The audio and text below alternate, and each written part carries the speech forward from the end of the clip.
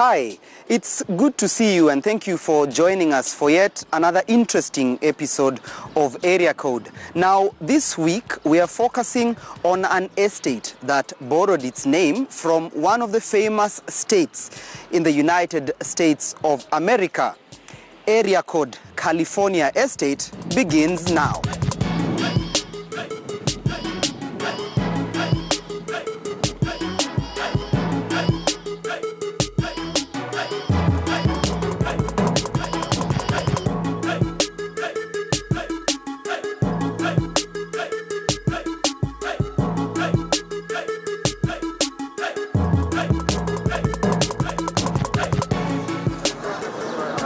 The thing about borrowed names is that usually the two have to outdo each other. Not in this case though. You see, California, the one in Nairobi, is a far cry from that one that plays host to the who is who in the Hollywood global scene. A classic case of a shared name not having a shared destiny. The legacy that is continuously being written of this small estate in Nairobi was birthed on the 28th of November in 1967 by the then President Mzee Jomo Kenyatta. The idea for the estate was, however, developed and conceptualized by the late Thomas Joseph Odhiambo Mboya, who was the first member of parliament for the area, which was then known as Nairobi Central Constituency, now called Kamukunji Constituency. Mboya's plan was to have a housing development project that would see area residents, mostly government officers, upgrade from the predominant mud houses to more permanent stone structures. Thus, the Pumwani Redevelopment Housing Project was born. Hakuna hata mtu mmoja ambaye alijenga huo mtaa ambaye yuko hai leo. Tucked away in his office, stocked almost to the roof with various scholarly books, is 75-year-old Suleiman Munyu, who was there before, during and after construction of California Estate.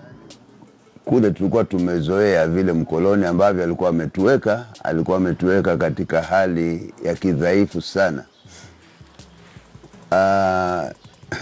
Kitu cha ajabu, sijui mkoloni alikuwa anataka nini na sisi, kwa sababu choo kilikuwa tunajengwa ni public toilet, lakini ilikuwa zile vyumba vimegawanywa ndani havina milango. Choo chote hakina milango. Kina mlango mmoja tu wa nje na pia haufungwi. Kwa hivyo watu walikuwa wanaingia, kila mtu akienda katika hizo room za choo. Unapita, unamuona mwenzako akifanya vile anavyofanya huko. But if you ask the older generation of residents here, all that changed between the year 1967 and 1969 when construction for the houses was completed through the help of the Israeli government. California ilikuwa maridadi sana. Tomboya alituletea Israeli hapa kujenga hizi nyumba. Hakuna contract wengine waweza kujenga nyumba kama hizi. Hizi ukiingia ndani California, nyumba utazidirika, pipe za zamani ni zile za chuma, sio za plastiki. Kutoka barabara ya Digo Road mpaka Lamu Road mpaka Munyema, hii ilikuwa ndio phase 1. Sasa ilikuwa vile alikuwa amepanga ni kwamba watu wa phase 1 watakuja huu mtaa wa California, kisha ijengwe phase 2 katika zile sehemu za wale wenye nyumba waliohamishwa pale wakaja California. Ilikuwa zitajengwa kwa phases. Kisha mwisho ingalikuwa kuna shopping centers, stadiums, sijui na nini, sehemu za michezo. Ndio ilivyokuwa imepangwa. But with the death of Tom Mboya in 1969, the upgrade stalled and only one phase of the redevelopment project was ever completed. Tuliletwa hapa kila mtu alikuwa akichagua ile nyumba anayotaka. Sasa mimi nikachagua hii. Sasa plot yenyewe inaanzia hapa. Suleiman is one of the about 120 families that benefited from the project. He was able to secure a house during allocation. Wakati tulipohamia hapa nyumba hazikuwa ghali kulinganisha na wakati huu tulioko. Sasa tulipohamia huku tulikuwa inalipwa mpangaji kwa room 3, 2 bedrooms na sitting room na jiko na toilet na bath. Walikuwa wanalipa 450 kwa room 3. Watu wengine wakasema hizi sisi hatuziwezi hizi. Ndio watu wengi ukakuta vijiji vidogo karibu hapa ni za wale watu ambao ilikuwa mshahara wao kidogo ni wa chini. 450 shillings for a 3-bedroomed house doesn't seem realistic, but in the 1960s, only government officials could afford such housing. It is perhaps for that reason that up to date, most of the homeowners here are county officials. Basically in Calif, we have 4 different types of houses. There is type A, which is, I don't know if you get a shot, this is type A. Even you can see it's written A2. So type A, there are 2 blocks, each comprising 25 flats. And then there's type B. Type A, the landlord is the county government. Type B and type C, the landlords are individuals. So type B is like type which one? B, and C is like which one? Okay, C is this one. Okay. This is type C. This is type C. Yes. And then type B, okay, we'll get a shot when we go that side. Maybe perhaps that one? Where we came from, here there's type B around this place. And then there's type D. So basically type A and D belong to the county government. A and D belong to the county government, yes. B and C, they belong to landlords, individuals. Or individual owners. Yes. All right. So type A and D, the occupants were mostly city council workers, teachers, and staff from Pumwani Maternity Hospital. But with passage of time, the occupants right now are 3rd generation. Yeah. Because the parents retired, they went home, the kids grew, some of them got married.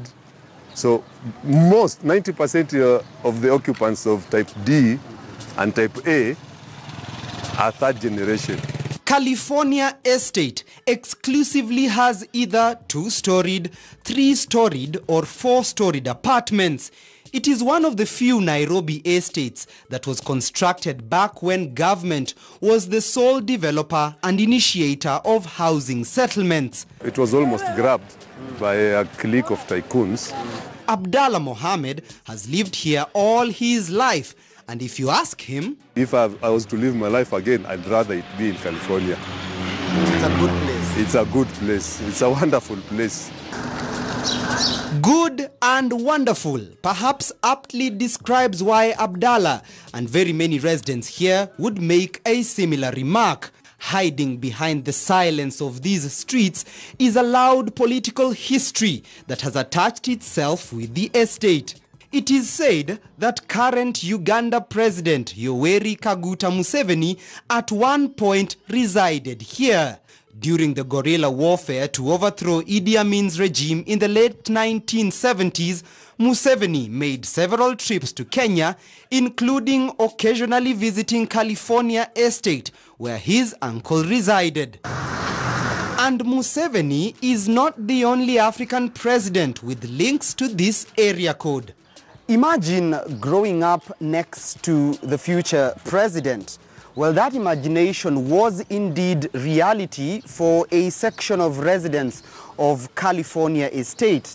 Not known to many, but this particular housing block behind me played host to President Paul Kagame of Rwanda, where he used to come and visit his 2 sisters who lived on the 4th floor of this apartment complex.